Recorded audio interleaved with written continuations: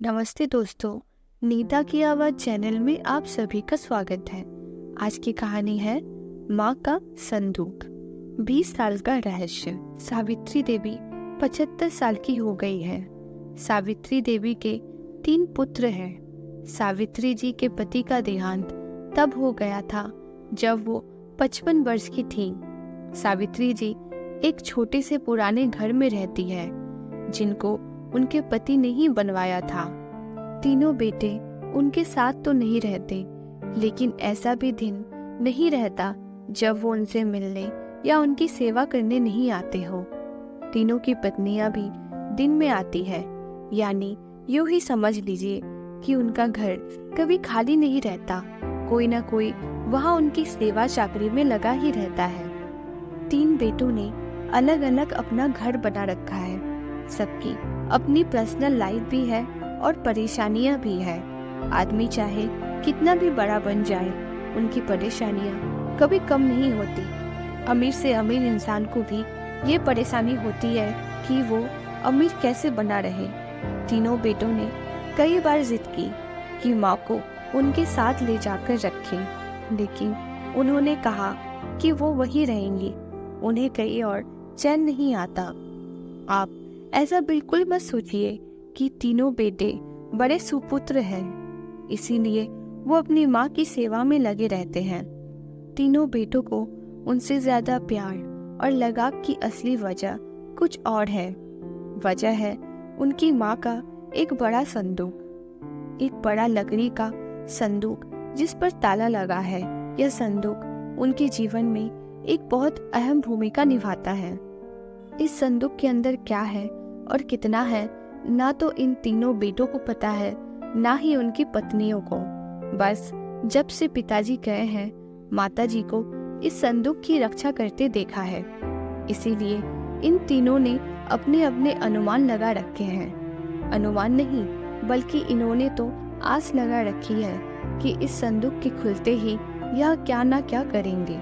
सावित्री जी इस संदूक को छोड़कर कभी नहीं जाती। कभी जाती भी है तो कमरे में बड़ा ताला लगाकर ही बाहर निकलती है, और वो सिर्फ थोड़ी ही देर में वापस आ जाती है।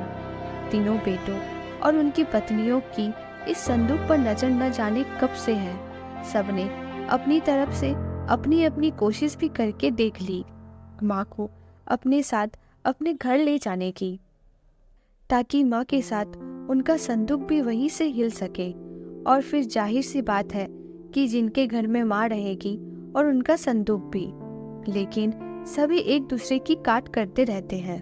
संदूक की कृपा है, माँ के आगे पीछे माजी माजी करते न सिर्फ बेटे बल्कि बहुएं भी चक्कर लगाती रहती है। लेकिन सावित्री जी भली भांति अपने बेटों को समझती है। वो जानती है कि उनकी इतनी सेवा क्यों हो रही है। उनकी सेवा उसके संदूक के कारण हो रही है। उन्हें पता है जिस दिन यह संदूक उनके हाथ में आ गया, उस दिन उनका मूल्य कुछ न रह जाएगा। तीनों भाइयों और पत्नियों में यह बातें होती है कि माँ के पास सिर्फ उनका सोना नहीं, बल्कि उनकी सास का भी सोना है, इसी संदूक में है। माँ इसीलिए इस संदूक को इतनी हिफाजत करती है। सभी अपनी अपनी कहानियां बनाकर बैठे हैं। किसी का दावा है कि उन्होंने संदूक को एक बार उठाकर देखा है, बहुत भारी है। माँ के कमरे में इन बहुओं ने कई बार सफाई के बहाने संदूक के पास जाने की कोशिश की, लेकिन माँ जी उन्हें बार बार टोका और कहा कि इस संदूक से अभी दूर रहो। समय आने पर इस संदूक में क्या है तुम्हें अपने आप पता चल जाएगा। आखिर माँ का बात कौन ही टालता। उस समय का इंतजार में ये सब माँ का अच्छा बेटा और अच्छी बहू बनने की कोशिश कर रहे हैं। रात में कोई ना कोई माँ के घर में जरूर रुकता, लेकिन माँ जी अपने कमरे में सोने नहीं देती थी। इस तरह सावित्री जी ने इस संदूक के सहारे 20 साल निकाल दिए। एक दिन माँ जी की तबीयत अचानक खराब हो गई। अक्सर जब तबीयत बिगड़ जाया करती थी, तब उनके बेटे उन्हें अस्पताल ले जाने को कहते थे, लेकिन वो इनके लिए भी राजी नहीं थी। वो कहती थी कि डॉक्टर को यही बुलवा लो और बेटा यही करता था।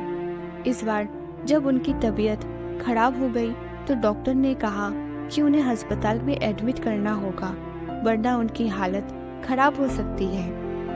और फिर उम्र भी बढ़ती जा रही है, आखिर कब तक ये शरीर साथ देगा।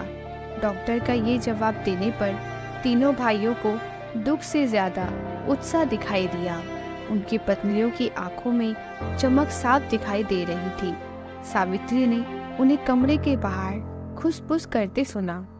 तीनों इस बात पर चर्चा कर रहे थे कि माँ के जाने के बाद संदूक में जो भी है वो आपस में बांटा जाएगा, सबको बराबर बराबर मिलेगा।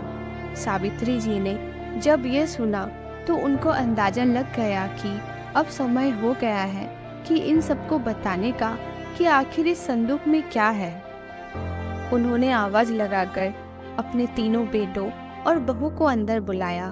सबने आते ही माँ से कहा कि माँ अस्पताल चलते हैं, वहाँ आप जाकर ठीक हो जाएंगी। माँ ने कहा कि पहले वो जान लो जिसके लिए तुम सब ने इतने सालों से चक्कर लगा रहे हो, उसके बाद तुम्हारी मर्जी। इस संदूक में तुम तीनों के लिए मेरे पास कुछ है जो मैं तुम्हें आज देना चाहती हूँ। माँ ने अपने तकिए के नीचे से एक चाबी निकाली और धीरे से खड़ी होकर संदूक को खोलने के लिए नीचे झुकी।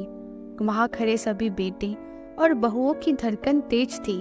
आज उनके वर्षों का इंतजार खत्म हो रहा था। माँ ने संदूक खोला। संदूक में 3 अलग अलग कपड़े में लपेटकर कुछ रखा हुआ था। सबकी आंखें बड़ी आश्चर्य के साथ संदूक की ओर देख रही थी। माँ ने कपड़े में लपेटा हुआ सामान आकर उठाने को कहा। तीनों बेटों ने एक एक सामान उठा लिया और उसे खोल कर देखा। कपड़ा खुलते ही कमरे में मौजूद हर एक इंसान का मुंह फटा का फटा रह गया। उन कपड़ों में से निकला एक भारी पत्थर। तीनों के हाथों में था एक एक पत्थर। ये क्या है माँ? इतने दिनों से तुम इन पत्थरों को संभाल कर रखी हुई थी और हमें बेवकूफ बना रही थी। हमने सोचा तुमने गहने संभाल कर रखे हैं।